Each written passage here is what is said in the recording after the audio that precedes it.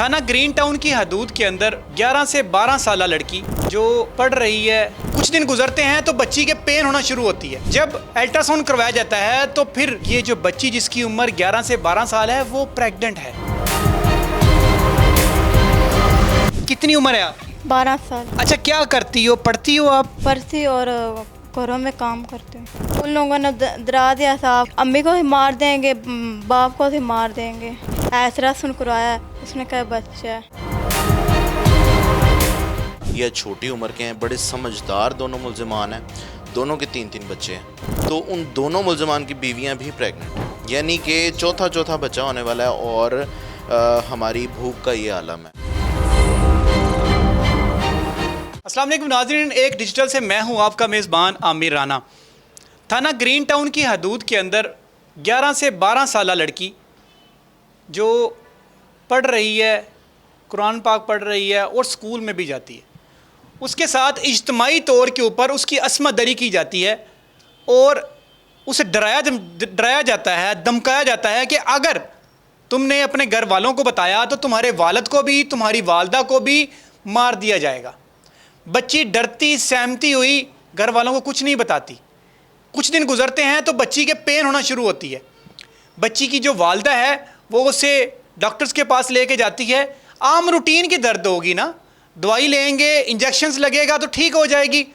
लेकिन जब दर्द बढ़ती है, 1 से 1.5 माह गुजरता है तो प्रॉपर डॉक्टर कहता है कि आप इसका अल्ट्रासाउंड करवाएं, पता तो चले कि किस बेस के ऊपर जो है वो पेन हो रही है। जब अल्ट्रासाउंड करवाया जाता है तो फिर रिपोर्ट सामने आती हैं और रिपोर्ट में ये वाज़ेह लिखा जाता है कि ये जो बच्ची जिसकी उम्र 11 से 12 साल है वो प्रेग्नेंट है। जी बिल्कुल, वो प्रेग्नेंट है। बच्ची की वालदा शौक हो जाती है कि मेरी बेटी के साथ ऐसा क्या हो गया कि मेरी बेटी ने मुझे बताया ही नहीं है कि कौन दरिंदे हैं जिन्होंने उसके साथ ये हरकत की है। अभी उसकी उम्र खेलने कूदने की है और उसको किस, पंजाबी में कहते हैं, स्यापे में डाल दिया पूरी फैमिली को। बच्ची का जो वालिद है वो बीमार है और घर में बिस्तर पर लेटा हुआ है, और जो वालदा है मेरे साथ जो बैठी हुई है ये लोगों के घरों में काम करती है।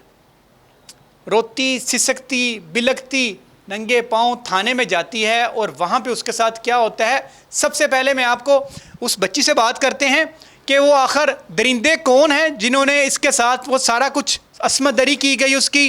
फिर उसकी वालदा से बात करेंगे, फिर इस बच्ची के जो मामू हैं मेरे साथ मौजूद हैं, हम इनसे भी बात करेंगे। पहले इस बच्ची से बात करते हैं। बेटा, कितनी उम्र है आपकी? 12 साल। 12 साल। 12 साल। 12 साल। अच्छा, क्या करती हो? पढ़ती हो आप? पढ़ती और घरों में काम करते हैं। पढ़ती भी हो और घरों में काम भी करती? हाँ जी। अच्छा, मुझे बताओ कि क्या हुआ था? मुकदमा आपकी वालदा ने दर्ज कराया हुआ है थाने के अंदर, वो मुझे सारा वाक़या बताएं कि जब आप घर से क्या लेने निकली, कौन लोग थे जो आपको वरगला के ले गए और फिर क्या हुआ? घर से मैं चीज़ लेने जा रही थी, दुकान से गुजर से। अकेली थी आप? हाँ जी, अकेली थी। रफ़ान ने बुलाया, मैं हाँ जी, उसने कहा बिरयानी ले लो।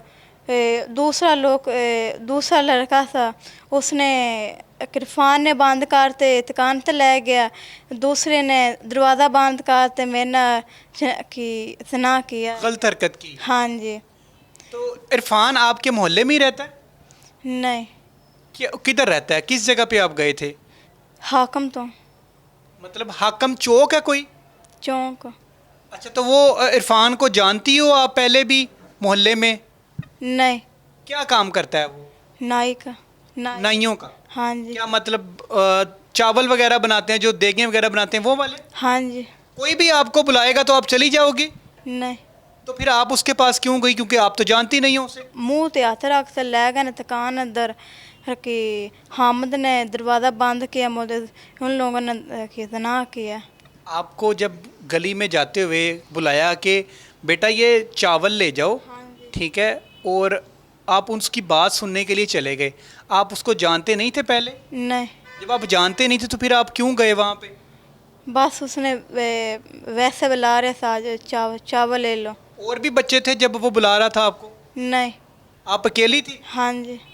तो आप चावल लेने के लिए चली गई? हाँ जी। तो जब उन्होंने आपके साथ दरिंदगी की तो आपने अपने घर वालों को क्यों नहीं बताया? मैं नहीं बताया, मैं डर गई थी। क्या डर गई थी, क्या हुआ था? उन लोगों ने डरा दिया था, अम्मी को भी मार देंगे, बाप को भी मार देंगे।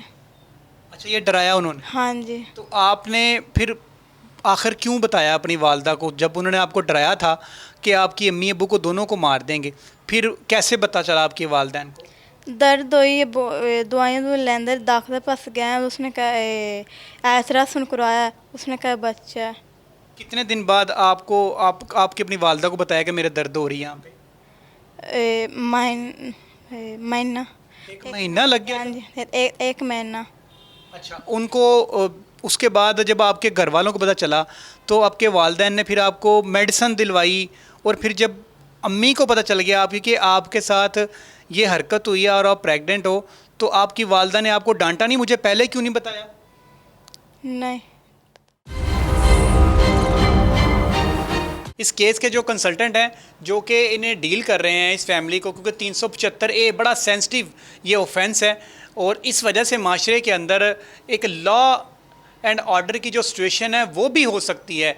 इन सब चीज़ों को कैसे कंट्रोल किया गया हुआ है, और इसके साथ इस ऑफेंस में कितनी सज़ा होगी, मज़ीद हम इनसे भी बात करते हैं। सर, 375A आखिर है क्या, ये तो बताइए। सर 375A पीपीसी डील करता है गैंग रेप के साथ। इसमें अनफॉर्चुनेटली जो 2 लोग इन्वॉल्व हैं वो ये भी नहीं है कि कोई नाबालिग हैं या छोटी उम्र के हैं, बड़े समझदार दोनों मुल्ज़िमान हैं, दोनों के 3-3 बच्चे हैं, और इसके बावजूद उन्होंने एक बच्ची के साथ इतना बड़ा जुल्म किया। और ख़बरें ये भी हैं, क्योंकि मुझे भी अप्रोच किया जाता रहा सुलह के लिए, तो उन दोनों मुल्ज़िमान की बीवियां भी प्रेग्नेंट हैं, यानी कि चौथा बच्चा होने वाला है, और हमारी भूख का ये आलम है। 375 एक गैंग रेप से डील करता है, और इसकी सज़ा डेथ पेनल्टी है, लाइफ इम्प्रिजनमेंट है, या फिर जितनी भी लाइफ बच जाए वो सारी जेल में काटनी होती है। बिल्कुल ठीक है। अच्छा, ये तो हो गया कि 375A का कानून के अंदर ये है सज़ा। अब इस केस की क्या नोयत है? इसके जो सैंपल हैं उन मुल्ज़मान के साथ मुमासलत के लिए जो DNA मैच करना होता है, वो फोरेंसिक लेबॉरेटरी में चले गए हुए हैं? सर, इसमें पुलिस की तरफ से बहुत ज़्यादा लकूनास छोड़े जा रहे थे डेलिबरेटली, लेकिन मैं ये केस क्योंकि प्रो बोनो कर रहा हूँ, मैंने इनसे कोई फ़ीस चार्ज नहीं की है। सिर्फ ये मुआशरे में क्योंकि बुराई बहुत ज़्यादा फैल गई है, इस चीज़ को मद्देनज़र रखते हुए, बच्ची बहुत छोटी है, मैंने इंटरवीन किया, और मैंने जो प्रोसिक्यूटर हैं, हमारे सरकारी प्रोसिक्यूटर, उनको इस चीज़ के बारे में बावर करवाया कि पुलिस ये कर रही है, क्योंकि कस्टोडियन आखिरकार वही हैं और रिमांड भी वही फॉरवर्ड करते हैं। उन्होंने पुलिस वालों को डांटा कि आप ये क्या कर रहे हैं। ऐसा ये स्टेशन कौन सा लगता है? ये ग्रीन टाउन है। उसके बाद हुआ ये कि जब 164 की मैंने स्टेटमेंट करवानी थी, उस पर मैं बाद में आता हूँ। सुबह 10 बजे मुल्ज़िमान पेश होते हैं, और पुलिस वाले अदालत को इस तरह से बेवकूफ़ बनाते हैं कि वो मेरे 164 के इस बच्ची के जो बयान है, वो all the way from 10 o'clock to 3:30 शाम को कोर्ट बंद होने वाली है, फिर जाके जब मैंने कोर्ट में रौला डाला तो वहाँ पर फिर जाकर बयान हुए, वो जज साहब को भी घुमा रही थी पुलिस। इस लेवल पे इन्होंने पैसे उठाए हुए हैं, और वो मतलब हर जगह को मैनेज कर रहे हैं, कोर्ट के एहलकारों को मैनेज कर रहे हैं हर जगह पे। मैंने आखिरकार कामयाब हो गया, 164 की स्टेटमेंट बच्ची की करवा ली।